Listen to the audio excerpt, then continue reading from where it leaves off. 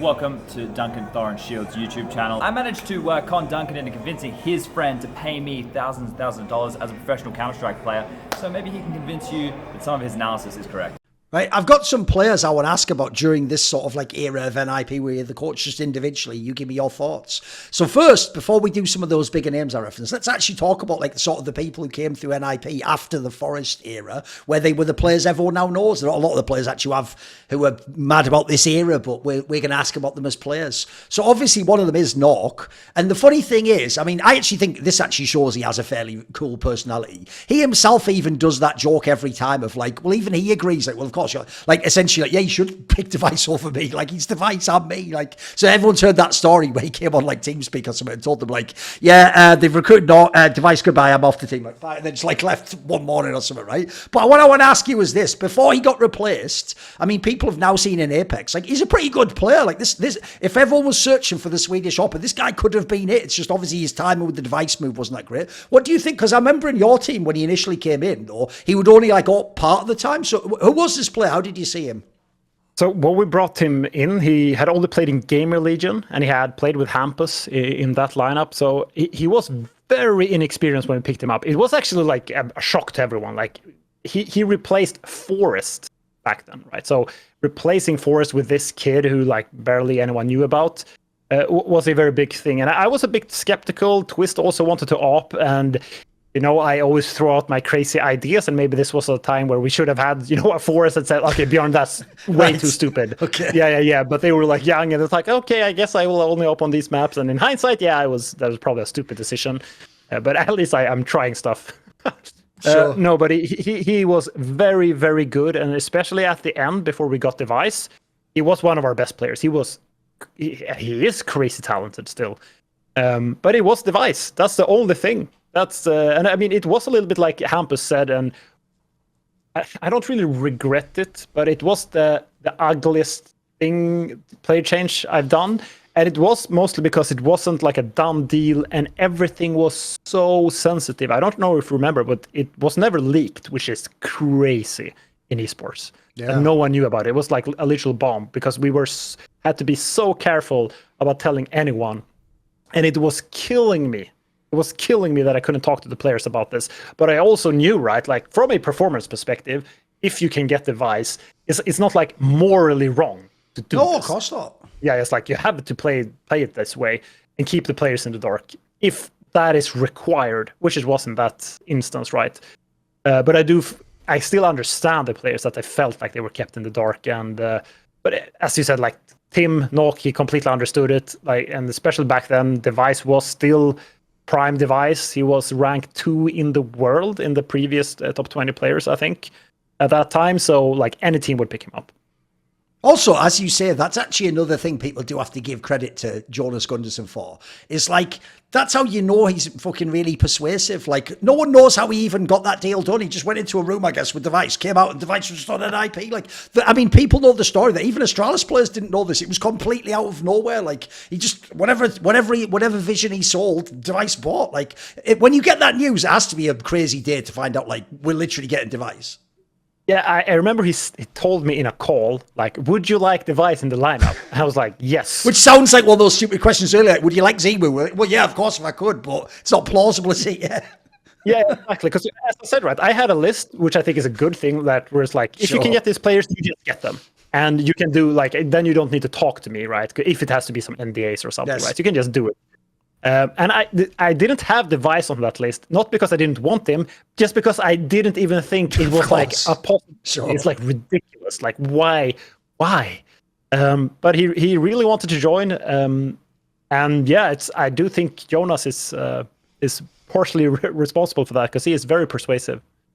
By the way, I know this is an obvious question, but you were obviously the coach, so I want to ask you this, right? When Device joined NIP, there actually were some people, even though this take has aged pretty badly, who did think that it was like, oh, he was just like a product of the Astralis system, and, you know, he won't be as good when he's not in the team. But I think if people watched that year when he played in NIP, he was still really fucking good, right? Yeah, I mean, we were literally, okay, for a very short stint, we were like the second best team in the world, like on the ranking, thanks to our results. And he was playing amazing during that entire time, right? I think we just didn't win any events. I think that is what happened. And I think they also compared him to his time in Astralis, and on paper we had a worse lineup. And I do think he was still as skilled, but when you play in a slightly worse lineup, you will perform slightly worse yourself. I think that's just a fact. And I think that's the reason why he maybe didn't have, the crazy stat. And I don't know what his ranking was at the end of that year, but I still think it was very good. But I think it was still maybe top 10 or something. I think it was still like a pretty highly ranked. By the way, along these lines, though, one thing I would ask you is, I've heard even in Astralis, he's like a very vocal player, though. Like, he has a lot of ideas himself, and he has it's why actually it's not that shocking he became an in-game leader anywhere. He has a mind for the game like that, right? Oh, definitely. And I have said this in other interviews. He is the best player I've ever worked with. And I mean, I have worked with some really good names in my years, and he is obviously super talented. He understands how to play the game at the highest level, not just going for these crazy peaks. He truly understands the meta. He will, like, if he doesn't understand it, he will spend the time until he understands it. So I understand how he can be the IGL. And considering they've still had some decent results, even though he's very inexperienced, that is very impressive. Because it's not like you can translate that one-to-one to being an IGL right away. You still have to figure out the nuances and like the small annoying things. But I definitely think he has it in him. I mean, the only thing I'm still a bit worried about is, like, will it hurt his individual form? Yeah, that's a good point. Another player along the lines of nawwk is obviously Plopski. So this is someone where, I mean, I think he even himself acknowledges now that maybe he was too young when he was in an IP or an experience, because he's another player that just got picked up, obviously, the year before you were there out of nowhere. So what about this player? Because I notice in NIP, he feels like another person who was moved around roles over time. How did you envision this player? I mean, he was already in the lineup when I joined in 2020. And in the early sort of Corona era of CS, he was very good. It was during the Krieg meta, for the people who remember the stat. He was probably our highest, like, best player. I think he even surpassed Res for a while. Like, he was insanely talented. I think he just was pushed into the wrong roles at the end. And it's not on the fault of his own, right? We just had the wrong players to build a proper team. And some players are more flexible in changing roles. I don't think he was. But I do think if he plays the right roles, he can be in a tier 1 team. I haven't worked, it was so especially in 2021. Now it's so long time ago since I worked with him. Yeah, or sorry, summer of 2022 was when he was removed. But I just think he got the wrong roles. What about Hampus himself? Because obviously this is someone where, even though he's an in-game leader, he's not the traditional in-game leader. He's definitely not the traditional Swedish in-game leader. So who is this guy? Because what's funny is in his interview, he did a great job telling all those funny stories. Do you have any stories for me about Hampus? He sounds like an interesting guy himself, mate. Yeah, so Hampus is, like, on the server, he's like pure impact. And when you said weird IGL, I think that pretty much summarizes him, because it's sort of crazy. He has this very laid-back attitude outside of the game, like very, very casual attitude. Like, I don't care, let's just do this, which can be translated into some crazy moves in-game. And I think when we were at our best with Device, I even said this in interviews back then, I think Hampus was the best player in Sweden. I don't necessarily think that anymore, and I hope he will prove me wrong. Maybe that will trigger him and make him play even better. But back then he was so good, so good, and it's and I mean, working with him, it's the same with like working with Draken or any cocky player for that matter. Like, I imagine working with Simple would be a bit complicated as well.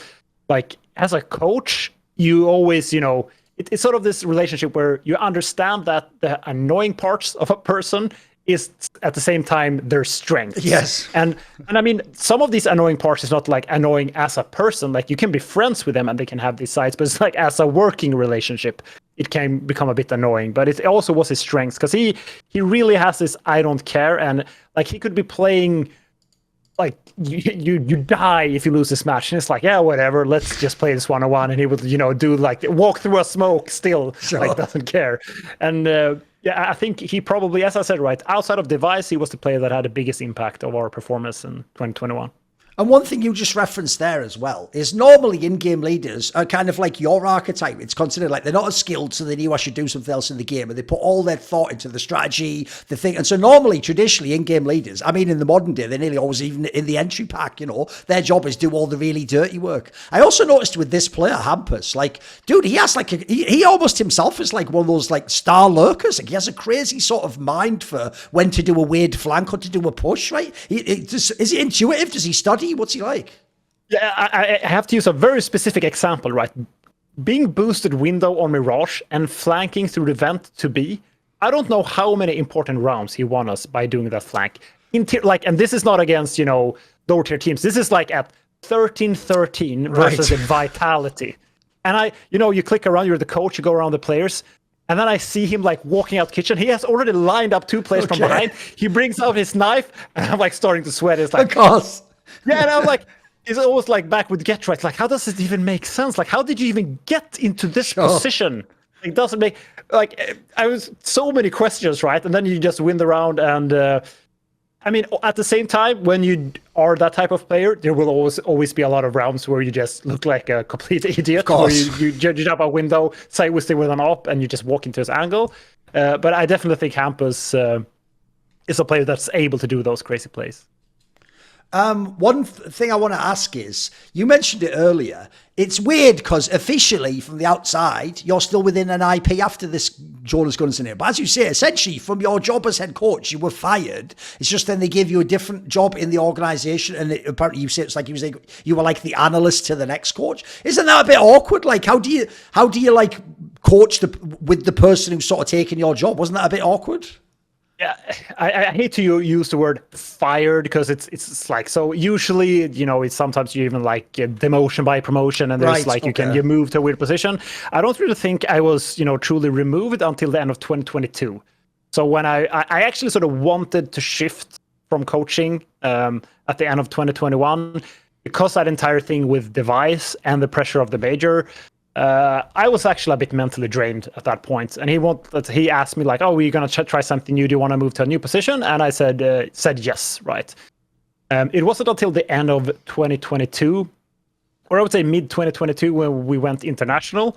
And by the way, I was also behind the idea of going international, I was mostly because we couldn't find a decent op. We couldn't find the roles. Like Plopski was a very good player, but it just didn't work out. So I was behind going international. It was just, this is where me and Jonas like really started to diverge, right? Like to different paths. Like he wanted to go a very specific route while going international. I wanted to go a completely different route without saying any specific names, right?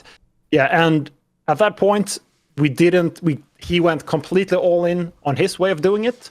And that created a big tension. I probably should have pushed harder, which led to me getting removed, because I felt like the last 6 months of 2022 was almost useless for me there. Like I don't want to use the word paycheck stealer, because I don't think that's the case, but I found myself in a spot where I had very little impact. And then I had a very honest conversation with Jonas.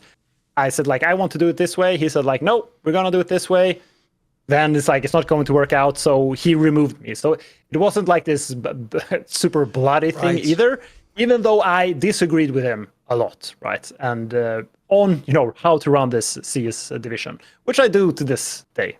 Because I just want to stress to people, if I ask about some of these players I'm about to ask about now, technically you weren't the head coach, but you were in the coaching staff and you do know them. So let me ask about Brollan. Obviously, the problem with that, as referenced in the Hampus interview, was it's just that in the same way as it took Device forever to leave the team, it felt like it took forever for Brollan to join the team. Like all the players wanted him for like a year or something more before, and everyone was waiting and begging Jonas, like, get Brollan, because as you say, the two obvious names within Sweden was Crims, because he's super legendary, he's done every role, and then Brollan was the obvious talent, wasn't he? Like he's the clear player that can be like a HLTV top X player, etc. Right? Obviously, the problem is he did join after the Device was in the active lineup, so he never got that. But I think people forget this. They remember the bad part at the end of NIP with Brollan. But as you were saying on this Antwerp time, he was really good at that point in time. Like actually, when he first joined the team, he was a top player, right?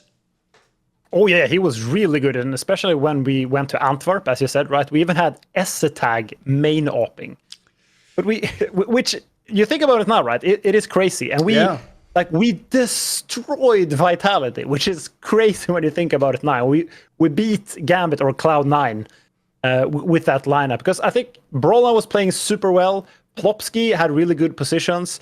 I do think I went to Antwerp with them, so I was the analyst and DJL was the coach. I think that worked out really well. We had this like really good setup. And Brollan, as you said, right, he really performed. It wasn't until like we had some struggles during the summer of 2022, and I think it sort of caught up with us that we didn't have a primary opper. And then you come to the question, like, who are we going to pick up if we're going to speak Swedish? Well, Device was Device in 2022, right? nawwk, we had just removed, and you're actually running out of options at this point. It was very, very hard. And I think because of the decisions I think was poorly made, like with the roster after that, made everyone struggle to perform. And I mean, now that we removed Brollan, for example, and he went to mouse sports, I'm not surprised. And people, I mean, I guess there can be a narrative where it's like, oh, they removed Brollan, was that a mistake? Blah, blah, blah. Like, from the team we had at that point, I don't think he would have worked in NIP. That is the honest truth. I honestly think he works in a lot of other teams, and he joined a top 3 team at the time. They were even number 1 in the world, right? Mouse sports. So I was fully behind that. Also, this was also based on his, he had a very hard 2023 with NIP. And as I always say, like, I let the head coach do their thing. I will listen to them, and they will, like, if they push for some player being removed, I will trust them. I will listen to it, and unless it's absolutely crazy, right, then I will, if they decline Saiwu or something. But at that point, he had a poor 2023, and we had to make some really tough decisions. Yeah, it was tough. But as I said, right, 2022 and with the Swedish NIP, Brollan was doing fine, and he can also play in international lineups, like we can see now with mouse sports. What about Aleksib? Because look, at the point we're doing this interview, he won the last major, so now his narrative's turned around. But back then, I mean, the interesting thing is, I think he's always had some community hype, but he's also people have been quite critical of him as an in-game leader. What was it like to work with this player? Because obviously this was part of being international. So what was Aleksib like? I was very much behind getting him, and Jonas was as well. I don't think this is almost like getting Device. Like, you want an IGL, you want Aleksib, right? I don't think anyone was not behind that decision. So when we went international, getting Aleksib was like the perfect fit, right? I guess there was other changes that was like there was some disagreement on, right? But he was very good. The little time I worked with him, I only worked with him, like, I helped them a few scrims here and there. I didn't go to a single event with them. And it was at this time I was moving away from having impact, right?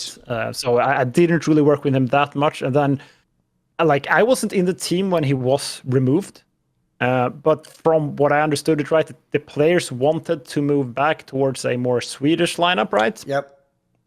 Which I mean, it's like that discussion we did at the beginning. His problem, as far as I know, Fred, is he's more your style of IGL. He wants to control things a lot more. Whereas I imagine if you look at players like Config, they just want to play loose. They want to play Swedish style CS, right? Yeah, exactly. And that's the thing that I think happened there, where the players wanted a more Swedish IGL. They wanted Hampus back, and I don't even think anyone is mad about it. I don't think Hampus and Aleksib should probably be in the same team, right? They would probably agree with this as well.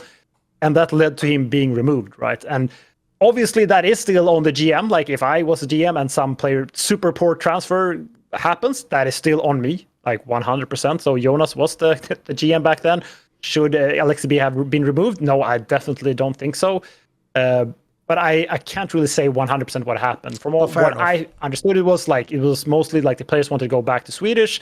And I mean, sure, he did have done some crazy things now in like a Navi, but it's always easy to play Captain Hindsight, right? Because it's like in NIP, everyone was struggling, so it's very hard to know what to do, right? Yes. Right. One thing I wanted to ask you about is, right, so if we talk now, there was a time period you referenced where you weren't in an IP, and then you got to come back now, and there's a few different things to break down here, but I think you'll be a perfect person to ask about this. So one thing is, this is going to sound really random, because if people didn't see this on Twitter and it wasn't a big deal, then you won't have seen it, right? Which is basically, on Twitter, the guy who replaced Jonas Gunnarsson, except only technically, is Eric Wendell, right? That's what his name is. And he was a guy who worked in an IP before, and he worked with ESL in the past, etc., right? And like, the reason I say technically is because technically he isn't like the COO or whatever, but he's like the sort of like, isn't it? What's his title? Like director or something, right? Director of esports, maybe, is it? Yeah, director of esports is his title. Yeah, there you so go. he's basically my boss. Yeah, so basically, here's the thing. He can do sort of like the Jonas type things in terms of recruit players, but he's not, for example, the guy running all the finances and the other things that job sometimes involves. But he did sort of replace Jonas, right? And so when this guy came along and took that role on, like a lot of people in business, by the way, if you replace a regime that people didn't like, you often come in and the first thing you say is sort of like, hey, it's not like the old guy, like it's going to be different and here's what I'm going to do different. You know, it's kind of almost a political thing you do, right? The problem is when he did this, right, he was a little bit naive with how he phrased it, right? And so what he didn't realize was he was just trying to do it really general, like, you know, hey, whatever bad things you heard, don't worry about it, like, we're going to fix it, it's going to be great, we're an IP. And what he didn't realize is, because people had heard so many bad stories, almost everyone, including me, was just sort of like, fuck this guy, you're probably a piece of shit too. And so unfortunately, even though he hadn't actually done anything wrong, like, everyone sort of like was ready with those narratives to be like hating on an IP again. But I will say this, right, I'll give him credit. Unlike a lot of other people in esports, instead of being hostile back, he actually did publicly say, if you want, we can just have a chat sometime. And at the time, I won't even lie to it, I did think, well, I'll say yes, but in the like journalist thing of like, yeah, let's see what you fucking say, mate. Like, if you say some stupid shit, I've got you, right? And I have to say, he actually did a good job. When I did my call with him, he did a really good job explaining some of the things behind the scenes, you know, who did what, who did the, like, when things were difficult, but maybe there was another reason as to why, etc. And one thing he did a really interesting job convincing me of, I can't know if it's true, but it sounded plausible, is he told me that it's true, what he said in that opening post, that actually NIP is different. And it's not like the old era where there'll be someone like Jonas who can just like sort of come in and do things essentially maybe the way people don't want it. He said that part of this new regime of him, you and Xizt, because obviously Xizt came back in to be the coach, is that you guys do have the control and that you guys can, the players you're picking up are the players you guys have chosen, you've scouted, you buy into. It's not, again, like you're the coach, but someone else picked the players and then you get judged. And so he basically told me, look, he didn't say it means the team, you'll succeed, but he said if it succeeds or fails, though, it was us, though. We did get the say. So I think that's a good setup to like what maybe threat coming back to NIP was, because you're not just coming back for another gig. Now you find a sort of, you're kind of in charge to some degree now, right? Like you wanted to be before. Oh yeah, 100%. And one of the reasons I went back, right? I mean, this is me. I was literally fired for disagreeing how they ran the team. That actually happened. And like during my time away, I mean, it was the lowest hanging fruit for me could have been, you know, to bash NIP. I could have said anything and people would have believed it. I don't know, it's like sacrifice and goats at the NIP yes, office. People would be like, yeah, of course, that's happening. Exactly. Like it's NIP. They will just probably. But I knew Eric was there and we kept in touch during my year away. And he said, okay, Jonas is gone. Like, it's going to be me that's in full control now of everything esports. And the first thing I want to do is hire you as GM. And you will be in full control. And like this, that's the thing about now when I have a different role, like when you're more of the boss. It's actually very easy in one sense, because your job is mainly to hire the right people and let them do their job and make mistakes. And that is what Eric is doing. He's letting me be accountable for everything, but then I'm also accountable to him. Like, he can be, like, he's very, very nice, but he can also ask me very tough questions. Still, like, every week we have, like, tiny conflicts. It's like, are you sure this is right? Are you really doing this? Are you really doing this? But he wouldn't, like, if I say, and he disagrees with me, like, no, I want to do this. And he's like, okay, let's do it then. It's your call. And that sort of translates down into the entire NIP pipeline now, right? Where all the head coaches that we have, I mean, we have, I'm the boss over not only the main team, but also Young Ninjas and the Impact team. And we try to work very close together, everyone there. Is the head coach is the boss of the team, but they are accountable, right? They could throw me out of the bootcamp room. Like threat, you're not allowed in here. Like that is, and I'm not kidding, like they could do that. And I mean, there are plenty of decisions that exist already done in the main team that I disagree with. But he's the head coach. Like, how can I hold him, you know, accountable if I don't let him do the job, right? Whereas I do think Eric has inspired that way of leading, which I think is very healthy. And I do see it in a lot of, you know, people that ends up with management roles where you're not, you know, on site, because you don't really get the glory like you do. Sure. Like if you are the coach or IGL or a player, you will get the glory, but they so badly want the glory. They try to influence things more than they should, where in reality, I mean, even for maybe Jonas, he probably should have gone home and watched Netflix with his family. Right. Yeah, no, I'm not even kidding, right? That is probably what you should do. Like, okay, now they're not asking for my help. They're doing their thing. Now I should just like fall back, and if I see something go completely like wrong, sort of like maybe it did, with the previous lineup at the Bucharest major, okay, then we are responsible, then we need to do something. But as long as like they're the head coach, and like sort of what I'm saying is I have the same trust from Eric, like I give the head coaches, right? Like they give their IGLs. And I do think Eric is to thank for that. Because as a result, if obviously this is mainly an interview about your career, so we're going to do too much about the current lineup.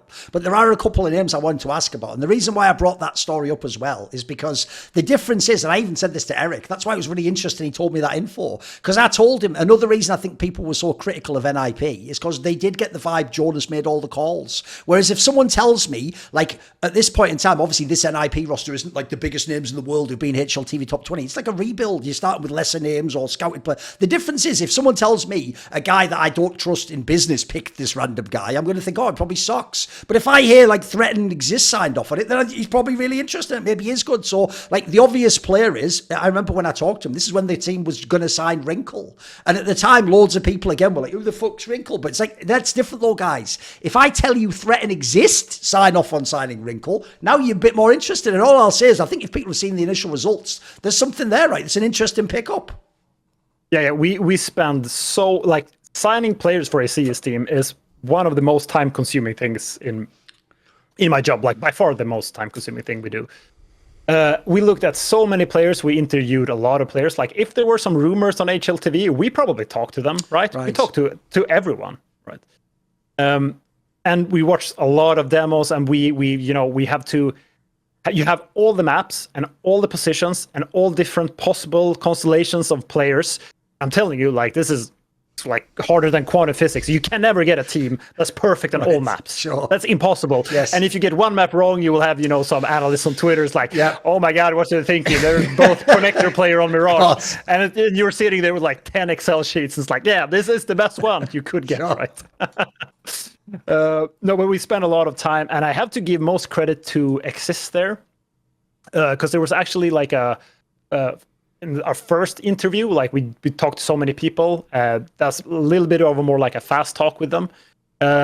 We weren't too sure about him, right? We saw his skill in B8, but we weren't too sure about like his English. It was a bit quiet in the interview, so we sort of moved him aside. But then, Xizt really came in. Like, no, I watched like a few more demos. I watched their matches because he was in B8 back then. He is the player, like, because we wanted someone super aggressive. That was like the key thing for us. And I trusted Xizt. Like, okay, let's do it. And a few days later, I picked him up here at the airport and drove him to the office, which is it went very fast when we actually decided. And I'm glad we took our time. I also would like to ask you actually about Xizt now, because bro, this is where narratives do actually sometimes, even with the other grain of truth, they just become, like you say, over time they get bigger and bigger and bigger and more set, and eventually it feels like they've got like a crazy momentum no one can stop, even if like the facts show otherwise. So I actually feel like there's a type of fan out there doesn't even know or remember that Xizt was coaching in Heroic. Like they just think of Heroic and they think Cadian and they just give him all the credit for everything. So I think people forget like the team he was on, which again, by the way, this reminds me of your career. The team he was coaching was definitely not the best 5 players in the world. They're not even close. But you look at the results they had. That was an amazing run. Like that was one of the teams where you could almost bet your life they'd be in the semi-final of every tournament. Like the floor of the team was crazy. And again, I would say, even though I think a lot of the credit went to Cadian, a lot of it was things like tactical stuff and how the system was and how they used the players, the roles. Can you give me some thoughts? Because it implies to me, even if I said 10 years ago I was critical of Xizt in-game leader, he obviously must have leveled up as a thinker. He must be a very different sort of a mind for CS now, right? Yeah, but he just keeps proving me wrong, because I was actually sort of behind you even back in NIP. Like when I played with him in 1.6, then I heard he was going to IGL for NIP, and I was like, that is not a good idea. He's not an IGL. And they had some very good results. Like maybe they weren't like the #1 team in the world, but we had crazy good results with him as IGL. And the same thing, he joined Heroic as a coach. I also thought, okay, is he going to be like a good coach? I completely honest, I didn't think he was going to be a good coach. But I mean, put it this way, if I ask you this, you said it earlier about when you met him as a player, but he's also, at one point in his career, he was a very quiet guy. He was the kind of guy you had to give like 5 beers before start talking. You know what I mean? He'd just sit there quiet. So I thought the same thing. I thought, dude, being a coach is kind of like a big presence thing. You know, you've got to have like a personality and interact. I was wondering myself, is he going to be good at it? Turns out he was, though, apparently. Yeah, absolutely. And that's the thing, right? And I try to always be like pragmatic and logical and like don't trust my feelings, because they had good results. Yeah. And they had, as you said, right, on paper, they didn't have the best lineup. And I worked well with him. And he also worked with Trolls, who is our performance director, right? He is like the perfect pickup we can do right now. And as you said, right, I agree with you, right? Because I'm so used to like taking space in social interactions, like with the team, like, oh, what does that player think? And he says way less. And in a lot of context, that is actually better, I believe. Right. Like, I think you should say less. Something I should have probably done when I was coaching. Just, okay. I don't have to talk all the time. Like, I like the way it's like a very Swedish minimalism style or something, you know, like less is more something. Yeah, because he focuses on what really matters. Right. And he doesn't try to fix everything, which I think we can really see also with this lineup, where we're getting good results, we're becoming better, but it's not like we're trying something crazy and to improve, like, oh, we didn't win, let's change everything. It's like, yes, tiny iterations all the time.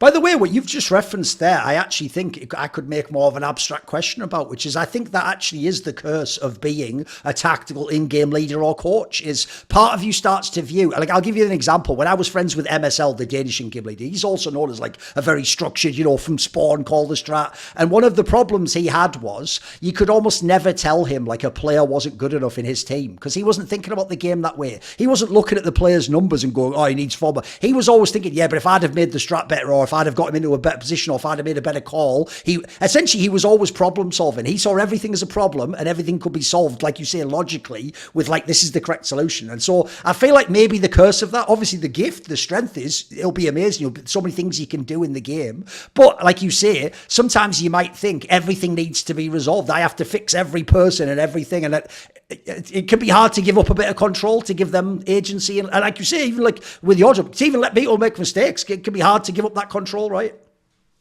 Absolutely. And it's something that I was always annoyed with my players, were that they were more like looking for problems. And I mean, you have these, you know, cocky Swedish players, Drake and Hampus. I mean, they all know this because we've, you know, obviously, as I worked with them, we've had these conflicts 1,000 times. We know we disagree on a billion things. I would still, you know, if I met them today, I would have a beer with them and, you know, hug it out. But it's, I always was so annoyed with them, you know, seeing problems. You can even see that a little bit, you know, in the Hampus interview, where there's a lot of players that they always point to the things they couldn't control as the major issues. Right. And they could be right about those things, but there doesn't make any sense to focus solely on the things that you can't control, right? And by doing less as a coach, you actually sort of let them take more responsibility, right? And I do think that where Xizt thrives more than I did, where I would either at the start I was terrible, like I was more of a people pleaser, so I would, you know, help them do it, which is probably the worst thing you can do. And then afterwards I was just more annoyed with them, instead of Xizt, like, okay, you're not going to do it, and then, like, people are just quiet, and then they have to solve it themselves. One thing I would like to ask you is, because I do actually find it funny how I don't know how many fans know that because like the in-game leaders and the coaches are the ones thinking and they're more structured and disciplined, there often is a little bit of a divide. Like famously, that every in-game leader has a million great stories about their star player having some wacky theory or thinking we should do something in the game that's a terrible idea, but to them specifically, it's a good one. Like I've given this story before in the past, that Khan once told me a story. I think he told me in an interview that when he had Gox, he was once on a round. I'll make a random scenario. Let's say you're on like Inferno on CS 1.6, you're on the A-bomb site, right? That's like a classic one where if you plant as the T, like most famously at the balcony, if you play it right, you never ever have to see the CT and you can always win the round. Like you can just time it, delay as long as possible. You make it a nightmare where he checks every single box, he checks the pit, he checks the ball, and then eventually he has to go and check in the balcony, and then you either kill him or you wait, and then you wait till he starts diffusing and you kill him. Everyone knows this scenario, and every in-game leader who's not skilled knows you just use your brain. You try to never have a gunfight with the guy. You try and wait waste all of his time. And at the end, it's even going to be a great way to win because it's going to be really frustrating. He's going to have searched all the site and then he's going to die. Right? Basically, in that scenario, Gox wouldn't do any of that. He would just plan an insta-peek into the guy from like library or something. And obviously, Khan was trying to explain this concept. Like, bro, you don't have to do that. Like, if you just play time and position, you know, you will win 100%. And basically, Gox told him something like, yeah, but when I do the aim peak, though, I win about like 80% of the time anyway. And because Khan's also a little bit like you in that sense, he was like, well, Khan was like, look, maybe you win like, you know, 70% or 60%. You know, you are a better aimer, but you're going to lose some of those scenarios. But he was like, nah, I'm pretty sure it's like 80, 90%. And obviously that, if you understand that story, you understand exactly what star aimers are like and what in-game leaders are like. Have you had experiences like this over the years? You must have had some wacky players. Oh yeah, definitely. It started with like in 1.6 it was Fixture for sure. That was this player like just wanted to do these crazy peaks, and I was like so against it, exactly like Karn all the time. And I mean, even now, you know, yeah, I've had Draken and even Hampus taking some crazy risks when he was playing. But I think I was like very bad at handling this at the start because I was thinking like Karn, like in a vacuum, he is objectively right. Yes. Like if you waste time and you then can get an aim duel, you only add to your percentage of winning. Like you only add to it because you're still just going to get an aim duel. But you still have to remember like the mental side, which is like so subjective and fussy. Like if they feel more comfortable going for this fight in this momentum, this player might actually have a higher chance of getting the kill, right? And I do think I always see like CS as this line now where you always want to be comfortable and aggressive, never uncomfortable and passive. Right. And like in the middle of this line, that is like in the middle of the line, that's perfect CS, which is unachievable. Like you can never get there, but you always have to be slightly more aggressive than you are passive. And then you have to work slowly towards the middle of that line. I mean, if you go back, I don't know, 9 years to, you know, Envious with Happy, that's where they sort of figure out that we just want to have comfortable aim duels. So they played like, I'm sort of like, they played like complete idiots. They just wide peaked everything. Yep. And even the old FNATIC lineup, you know, with Olof and all of those players, they just, because they knew that was the way they maximized winning all of these aim duels. Eventually, Astralis came along, you know, and they start like, okay, we are able to aim this well and still, you know, have all of these protocols and, you know, play a bit more passive here. And then slowly we're like moving towards the middle of that line. But I do think in 1.6, I was super naive. I would be like, I was just like, yeah, that is objectively false. What the hell are you doing? You're doing it wrong. And then just because he's the in-game leader, what is it like to work with Alex, the Spanish player? So obviously people might know Movistar Riders, but I feel like most people already knew some buyers from that team anyway. So who is Alex? Because to me, again, if this guy gets signed to NIP, it's an interesting pickup. Who is this guy? Yeah, he's definitely the one that surprised a lot of people, I think. And when I was away from NIP, I did like talk to a few teams, and he was on a lot of the other teams' lists. Yeah, I've heard that also. Yeah. And I started thinking about it because I knew we had a lot of struggles when we played Movistar Riders. I mean, when we were in our prime with Device, they even took a map off of us. And on paper, they had not going to be harsh, but like a way worse lineup than we had. They definitely had. So I started looking at some of his demos, and I saw two things. They played like a very solid CS, and they always seem to overperform when it matters. Like two things I feel is very, very important. And at that point, you just make a list like, okay, from top bottom, can we get Kerrigan? I don't know, like the best IGL. Like, no, okay, then it's Alex.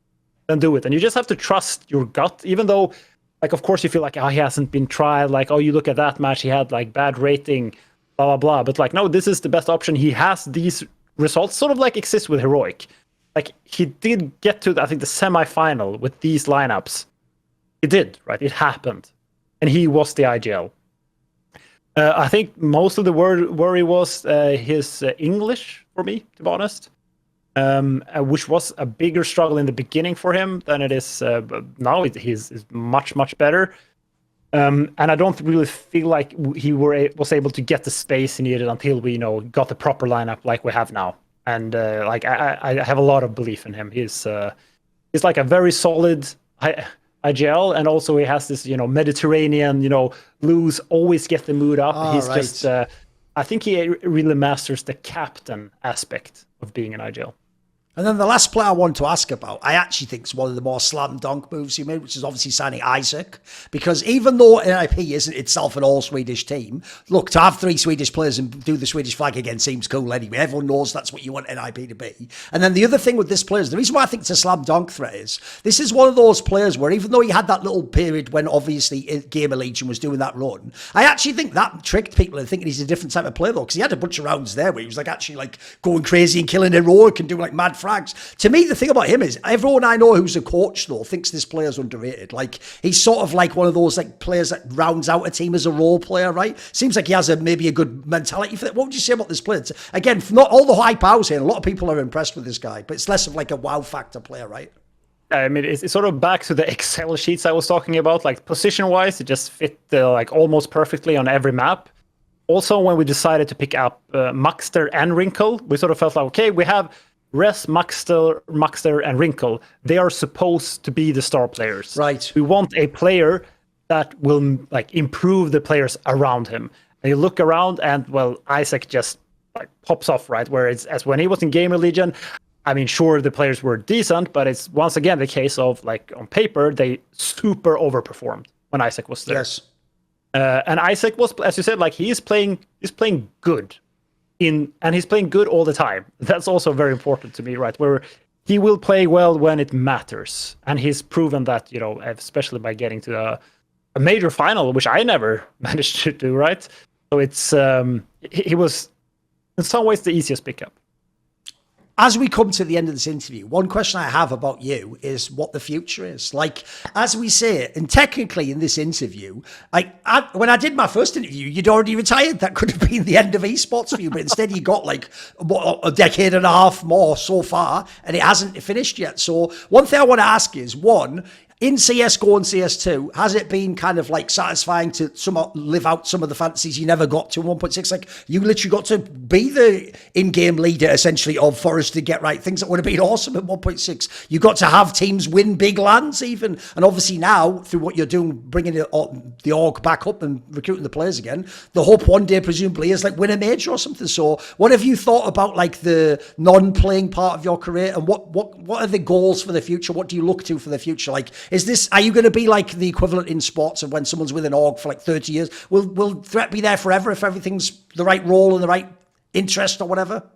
Yeah, well, I hope so right now. And I mean, it's esports. I will never say anything. It's sort of like the classic question, like, well, now how will you change players? It's like, what even is that question, right? Like, yeah.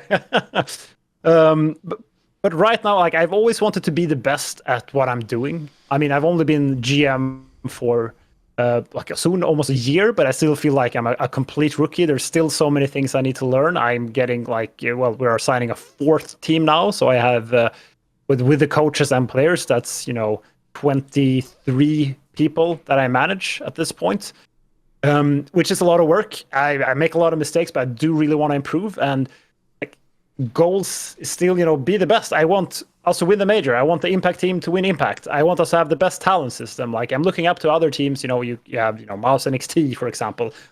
I want to be better than them, and I believe we can be eventually, right? I don't think this is a rushed process. I think we need to do it slow. But I am always very confident that eventually I will get there. Like, even though I haven't had the crazy merits like some of the other people coming from 1.6, I do believe every time I've started working, we've seen improvements. So my goal is always like, can we see improvements? I think we already have seen some improvements, but I do think I want to take it all the way. At the end of this interview, do you have like a final message? Do you want to thank anyone or shout anyone out? I do want to give an extra shout out to Eric Wendell, who not only convinced me to come back, but also is doing an amazing job of managing NIP. I felt really bad for him with all the sort of hate he got from like the community when he joined. He still gets some of it. It's very, very hard to get rid of that. But I sort of want to give a final shout out to him. As he is very much the backbone of this, and he is trusting everyone. Tack så mycket. Tack så mycket. Det var jättetrevligt. Everyone needs a support network, and mine is, of course, my Patreon community, the Scrominati, who in many ways, they're the Sonny to my Cher, saying, I got you, babe. So this video and all the others on my channel were kindly supported by the following names: Ahmed Hadju, Mac Pugnaccio Rakula, Adam Tomlin, Animosity, Jensen Go, Tosh, Toucan, and you know it. Jerky's Minion, my main man, always going to be referenced, one of the best patrons of all time. Would you like to ask a question in my AMA? Maybe you want to suggest a topic or a guest to say on my channel? Do you want teasers? Find out who the upcoming Reflections and Talk to Thorin interviews are. Maybe you want to do one of those long discussions where you get to set the topics we talk about. Well, if any of these or others appeal to you, put your money where your mouth is. Join the Scluminati today via the Patreon link in the description box below.